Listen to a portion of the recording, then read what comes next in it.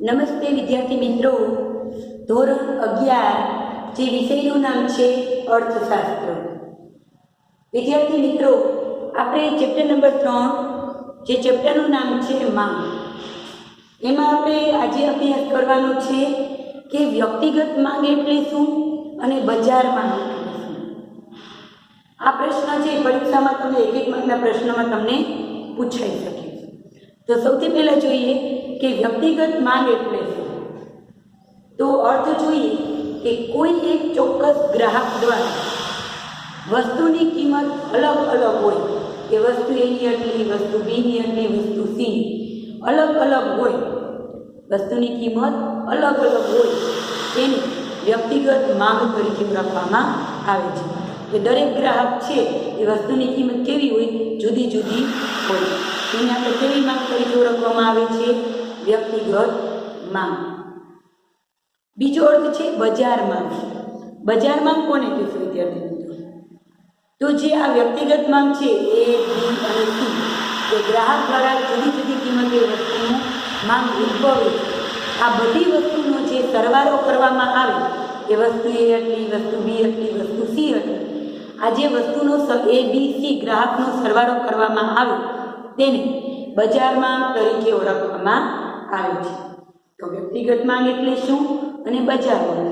બજાર માંગ એટલે કે એ ગ્રાહક, બી ગ્રાહક અને સી ગ્રાહક, એ વસ્તુની માંગ કેટલી છે, એ બધી વસ્તુનો શું કરવાનો હોય, સરવાળો કરવામાં આવે, તેને બજાર માંગ તરીકે ઓળખવામાં આવે છે.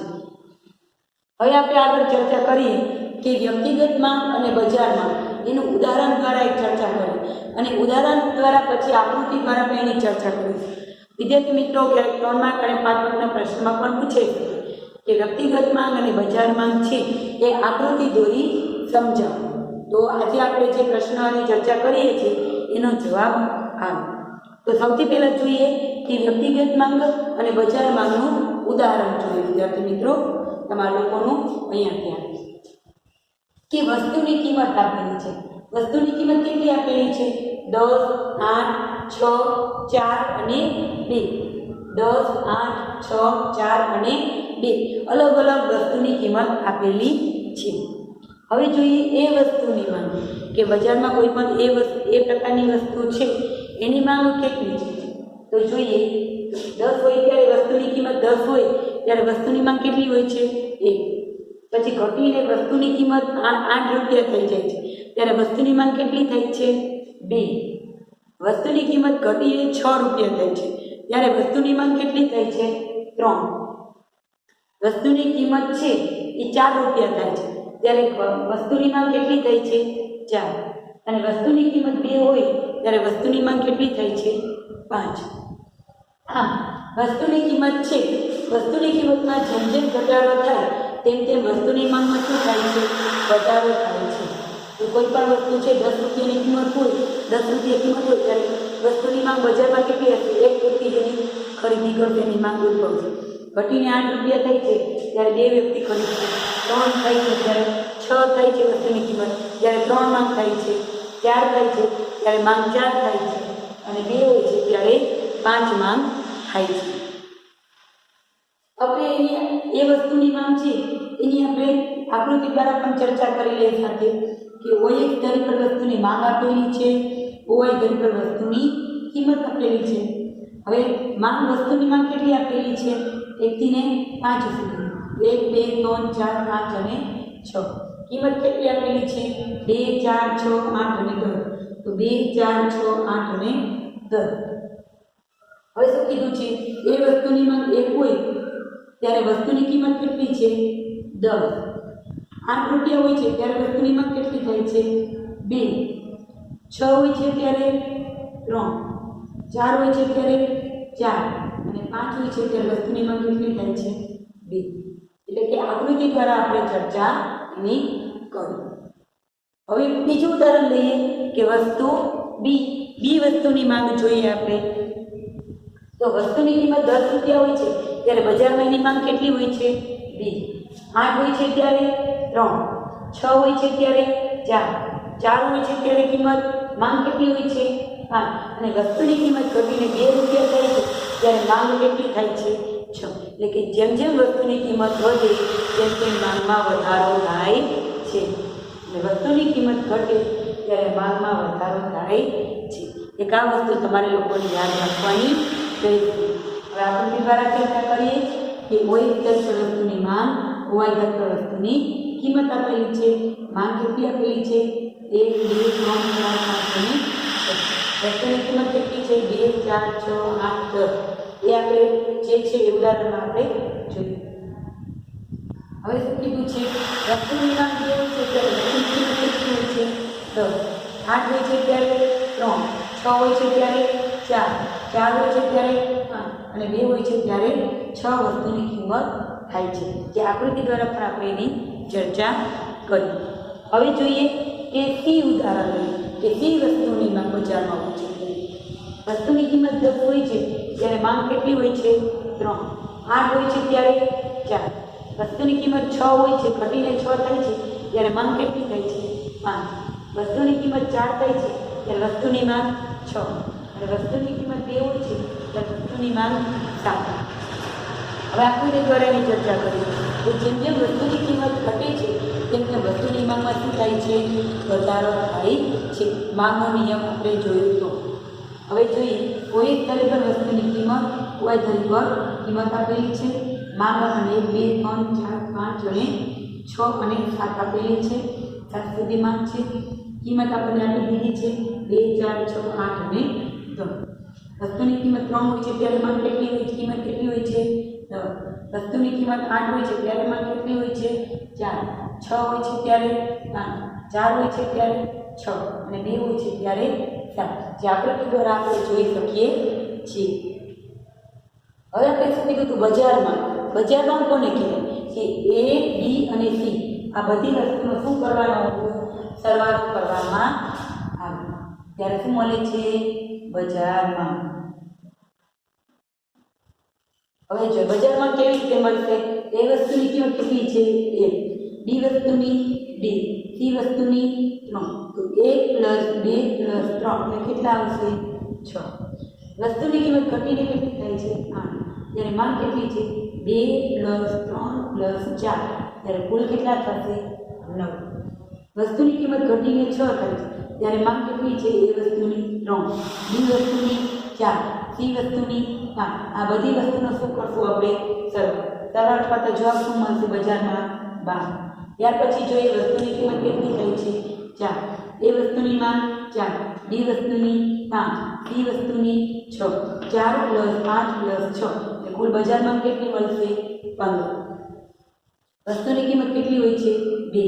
ત્યારે A વસ્તુની માંગ 5, B વસ્તુની 6, C વસ્તુની 7. 5 + 6 + 7 ટોટલ માંગ કેટલી છે બજારમાં? 18. હવે આપણે આકૃતિ દ્વારા એની ચર્ચા કરી. કોઈ એક ધરી પર માંગ, કોઈ ધરી પર કિંમત આપેલી છે ત્યારે વસ્તુની કિંમત 6 થાય છે ત્યારે એની માંગ કેટલી હોય છે? 10.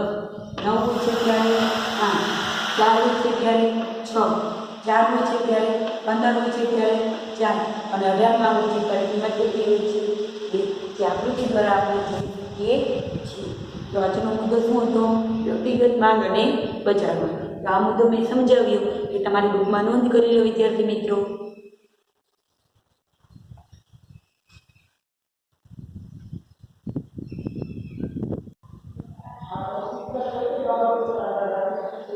વ્યક્તિગત માંગ અને બજારમાં સમજી લીધા પછી હવે આપણે પછીનો પ્રશ્ન સમજશું કે માંગની મૂલ્ય સાપેક્ષા એટલે શું? માંગની મૂલ્ય સાપેક્ષાનો અર્થ આપી તેના પ્રકારો સમજાવો. તો માંગની મૂલ્ય સાપેક્ષા કોને કહેશે વિદ્યાર્થી મિત્રો? કે વસ્તુની માંગમાં થતો ટકાવારી ફેરફાર છેદમાં વસ્તુની માંગમાં થતો, વસ્તુની કિંમતમાં થતો ટકાવારી ફેરફાર છેદમાં વસ્તુની માંગમાં થતો ટકાવારી ફેરફાર. કિંમતમાં વધારો ઘટાડો થાય કે માંગમાં વધારો ઘટાડો થાય એને શું કહેવામાં આવે છે? માંગની મૂલ્ય સાપેક્ષા. શું કહેવામાં આવે છે? માંગની મૂલ્ય સાપેક્ષા. માંગની મૂલ્ય સાપેક્ષા એટલે શું? પ્રોફેસર માર્શલે વ્યાખ્યા આપેલી છે કે વસ્તુની માંગની મૂલ્ય સાપેક્ષા વધારે હોય કે ઓછી હોય તેના કારણે કિંમતના ઘટાડાને પરિણામે માંગમાં થતો વધારો મોટો હોય કે નાનો હોય અને વસ્તુની માંગમાં થતો વધારો મોટો હોય કે નાનો હોય એટલે કે તેને શું કહેવામાં આવે છે? માંગની મૂલ્ય સાપેક્ષતા. ફરીથી વિદ્યાર્થી મિત્રો, માંગની મૂલ્ય સાપેક્ષતા એટલે શું? વસ્તુની કિંમતમાં થતો ટકાવારી ફેરફાર છેદમાં વસ્તુની માંગમાં થતો ટકાવારી ફેરફાર. કિંમતમાં વધારો ઘટાડો હોય કે માંગમાં વધારો ઘટાડો હોય તેને શું કહેવામાં આવે છે? માંગની મૂલ્ય સાપેક્ષતા. માંગની મૂલ્ય સાપેક્ષતા છે વિદ્યાર્થી મિત્રો, એના છે 5 પ્રકાર પડે છે. કેટલા? 5. કયા કયા? સંપૂર્ણ મૂલ્ય સાપેક્ષ માંગ, સંપૂર્ણ મૂલ્ય અનપેક્ષ માંગ, ત્રીજું એકમ મૂલ્ય સાપેક્ષ માંગ, ચોથું મૂલ્ય સાપેક્ષ માંગ અને પાંચમું મૂલ્ય અનપેક્ષ માંગ. ફરીથી નામ યાદ રાખી લઈએ વિદ્યાર્થી મિત્રો. માંગની મૂલ્ય સાપેક્ષતાના 5 પ્રકાર પડે છે. નંબર 1 સંપૂર્ણ મૂલ્ય સાપેક્ષ માંગ, બીજું સંપૂર્ણ મૂલ્ય અનપેક્ષ માંગ, ત્રીજું એકમ મૂલ્ય સાપેક્ષ માંગ, ચોથું મૂલ્ય સાપેક્ષ માંગ અને પાંચમું મૂલ્ય અનપેક્ષ માંગ. વિદ્યાર્થી મિત્રો, ક્યારેક છે પરીક્ષામાં આખો પ્રશ્ન ન પૂછાય ત્યારે એક મતને વ્યાખ્યા સ્વરૂપે પણ તમને પૂછાઈ શકે. કે પહેલો પ્રશ્ન પૂછાય કે સંપૂર્ણ મૂલ્ય સાપેક્ષ માંગ એટલે શું? કે સંપૂર્ણ મૂલ્ય સાપેક્ષ માંગ આપણે કોને કહીશું? તો જોઈએ એની વ્યાખ્યા કે વસ્તુની કિંમતમાં અત્યંત નજીવો ફેરફાર થાય અને વસ્તુની માંગમાં અનંત એટલે કે અમાપ ફેરફાર થાય તેને સંપૂર્ણ મૂલ્ય સાપેક્ષ માંગ કહેવામાં આવે છે. ફરીથી વ્યાખ્યા જોઈએ વિદ્યાર્થી મિત્રો, યાદ રાખવાની છે તમારે લોકોને. સંપૂર્ણ મૂલ્ય સાપેક્ષ માંગ એટલે શું? વસ્તુની કિંમતમાં કેવો અત્યંત નજીવો ફેરફાર થાય, કે બહુ ફેરફાર ન થાય, અત્યંત નજીવો ફેરફાર થાય, પરંતુ વસ્તુની માંગમાં અનંત એટલે કે અમાપ વધારો થાય, અમાપ ફેરફાર થાય એને શું કહેવામાં આવે છે? સંપૂર્ણ મૂલ્ય સાપેક્ષ માંગ. એની આકૃતિ દ્વારા ચર્ચા કરી લઈએ કે ઓઈ સ્તર પર માંગ આપેલી છે, ઓવાઈ સ્તર પર કિંમત આપેલી છે અને લીટી રેખા એ શું છે? માંગ રેખા છે. એટલે કે સંપૂર્ણ મૂલ્ય સાપેક્ષ માંગ તરીકે ઓળખવામાં આવે છે. ત્યાર પછી બીજો મુદ્દો જોઈએ કે સંપૂર્ણ મૂલ્ય અનપેક્ષ માંગ. સંપૂર્ણ મૂલ્ય અનપેક્ષ માંગ કોને કહેવાય વિદ્યાર્થી મિત્રો? તો વ્યાખ્યા આપણે જોઈએ કે વસ્તુની કિંમતમાં ગમે તેટલો વધારો થાય, ગમે તેટલો ફેરફાર થાય, પરંતુ વસ્તુની માંગ કેવી રહે? સ્થિર રહે. કેવી રહે? સ્થિર રહે. એને શું કહેવામાં આવે છે? સંપૂર્ણ મૂલ્ય અનપેક્ષ માંગ. આપણે ઉદાહરણ દ્વારા ચર્ચા કરી લીધી કે શું કીધું છે? કિંમત અને માંગ. એ કિંમત છે 10 છે, 8 છે અને 6. માંગ છે કેટલી છે? માંગ કેવી રહે? કિંમતમાં વધારો થાય કે ઘટાડો થાય, પરંતુ માંગ કેવી રહે? સ્થિર રહે. કેવી રહે? સ્થિર રહે. એને શું કહેવામાં આવે છે? સંપૂર્ણ મૂલ્ય અનપેક્ષ માંગ. ફરીથી વ્યાખ્યા જોઈએ વિદ્યાર્થી મિત્રો કે વસ્તુની કિંમતમાં ગમે તેટલો ફેરફાર થાય, પરંતુ વસ્તુની માંગ કેવી રહે? સ્થિર રહે. તેને સંપૂર્ણ મૂલ્ય અનપેક્ષ માંગ તરીકે ઓળખવામાં આવે છે. આકૃતિ દ્વારા ચર્ચા કરીએ કે ઓએ સ્તર પર માંગ આપેલી છે, ઓવાઈ સ્તર પર કિંમત આપેલી છે. ડીડી રેખા એ માંગ રેખા છે અને અહીંયા શું છે? સ્થિર છે. માંગ રેખા કેવી છે? સ્થિર છે. એને શું કહેવામાં આવે છે? સંપૂર્ણ મૂલ્ય અનપેક્ષ માંગ. ત્રીજો મુદ્દો જોઈએ, ત્રીજો પ્રકાર કે એકમ મૂલ્ય સાપેક્ષ. એકમ મૂલ્ય સાપેક્ષ માંગ એટલે વસ્તુની કિંમતમાં થતો ટકાવારી ફેરફાર કરતા વસ્તુની માંગમાં થતો ટકાવારી ફેરફાર કેવો હોય? સરખા હોય. બંને કેવા હોય? કિંમતમાં જેટલો ફેરફાર થતો હોય એટલો જ માંગમાં ફેરફાર થતો હોય, એટલે કે બંને કેવા હોય? સરખા હોય. એને શું કહેવામાં આવે છે?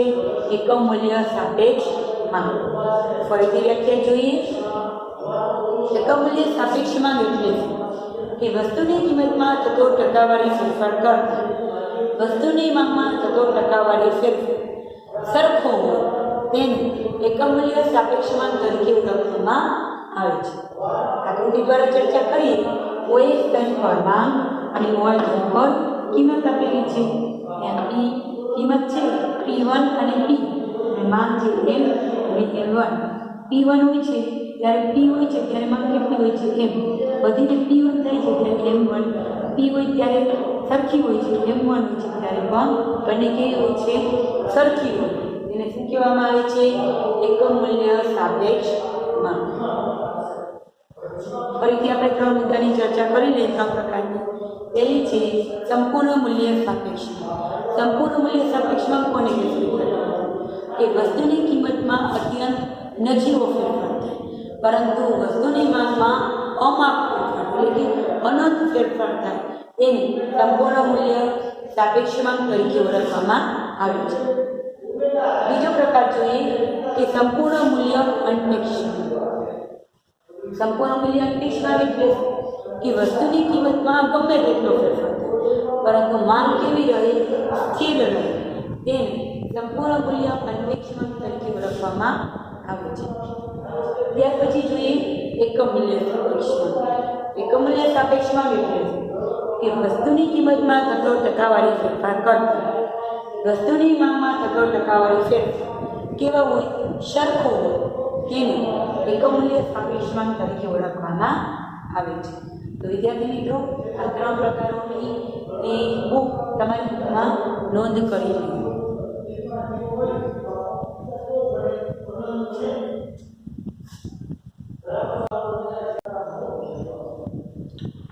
ત્યાર પછી જોઈએ મૂલ્ય સાપેક્ષ માંગની મૂલ્ય સાપેક્ષાનો ચોથો પ્રકાર.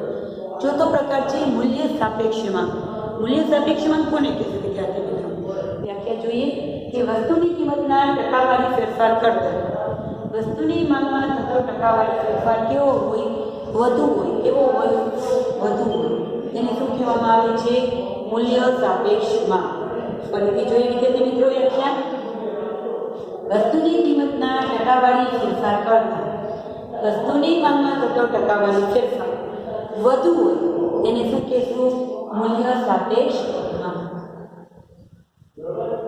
મૂલ્ય સાપેક્ષ માંગની આપણે ચર્ચા કરીએ કે વસ્તુની કિંમતમાં ટકાવારી ફેરફાર કિંમત કેટલી છે P અને P1. P હોય છે ત્યારે કેટલી હોય છે માંગ M. P1 થાય છે ત્યારે કેટલી માંગ હોય છે વધીને કેટલી થાય છે M1 સુધીની માંગ વધી જાય છે. એટલે કે માંગમાં શું થાય છે વધારો થાય છે. ત્યાર પછી જોઈએ મૂલ્ય અનપેક્ષ માંગ. પાંચમો પ્રકાર છે મૂલ્ય અનપેક્ષ માંગ.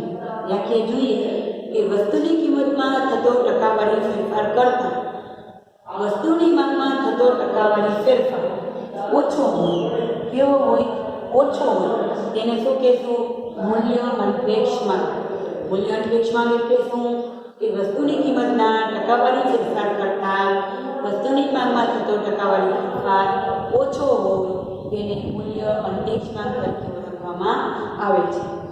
હવે જોઈએ કે ઓછો હોય હવે વધીને કેટલું હોય છે P હોય છે ત્યારે માંગ કેટલી હોય છે M. ઘટીને P1 થાય છે ત્યારે માંગ કેટલી થાય છે M. એટલે કે ઘટે છે એને શું કહેવામાં આવે છે મૂલ્ય અનપેક્ષ માંગ. અહીંયા વધે છે અને અહીંયા આમ ઘટે છે. વિદ્યાર્થી મિત્રો માંગની મૂલ્ય સાપેક્ષા એટલે શું તો કે કિંમતમાં થતો ટકાવારી ફેરફાર વધારો કે ઘટાડો છેદમાં માંગમાં થતો ટકાવારી ફેરફાર વધારો કે ઓછો તેને માંગની મૂલ્ય સાપેક્ષા તરીકે ઓળખવામાં આવે છે. માંગની મૂલ્ય સાપેક્ષાના MCQમાં પૂછાશે કે માંગની મૂલ્ય સાપેક્ષાના કેટલા પ્રકાર છે 5. એક માર્કનો પ્રશ્ન પૂછાશે કે માંગની મૂલ્ય સાપેક્ષાના કેટલા પ્રકાર છે કયા કયા તો 5 પ્રકાર છે. કયા કયા તો કે સંપૂર્ણ મૂલ્ય સાપેક્ષ માંગ, સંપૂર્ણ મૂલ્ય અનપેક્ષ માંગ, ત્રીજું એકમ મૂલ્ય સાપેક્ષ માંગ, ચોથું મૂલ્ય સાપેક્ષ માંગ અને પાંચમું મૂલ્ય અનપેક્ષ માંગ. હવે વ્યાખ્યા તરફ જઈએ આપણે એકવાર રિવિઝન કરી લઈએ વિદ્યાર્થી મિત્રો કે સંપૂર્ણ મૂલ્ય સાપેક્ષ માંગ એટલે શું. વ્યાખ્યા જોઈએ કે વસ્તુની કિંમતમાં થતો ટકાવારી ફેરફાર કરતા વસ્તુની માંગમાં અમાપ એટલે કે અનંત ફેરફાર થાય તેને સંપૂર્ણ મૂલ્ય સાપેક્ષ માંગ તરીકે ઓળખવામાં આવે છે. એની વ્યાખ્યા થઈ. બીજો પ્રકાર જોઈએ સંપૂર્ણ મૂલ્ય અનપેક્ષ માંગ. સંપૂર્ણ મૂલ્ય અનપેક્ષ માંગ કોને કહેવાય કે વસ્તુની કિંમતમાં ગમે તેટલો ફેરફાર થાય પરંતુ વસ્તુની માંગ કેવી રહે? સ્થિર રહે. તેને શું કહેવામાં આવે છે? સંપૂર્ણ મૂલ્ય અનપેક્ષ માંગ. ત્યાર પછી જોઈએ એકમ મૂલ્ય સાપેક્ષ માંગ. બીજો પ્રકાર કે વસ્તુની કિંમતમાં થતો ટકાવારી ફેરફાર કરતા વસ્તુની માંગમાં થતો ટકાવારી ફેરફાર કેવો હોય? સરખો હોય.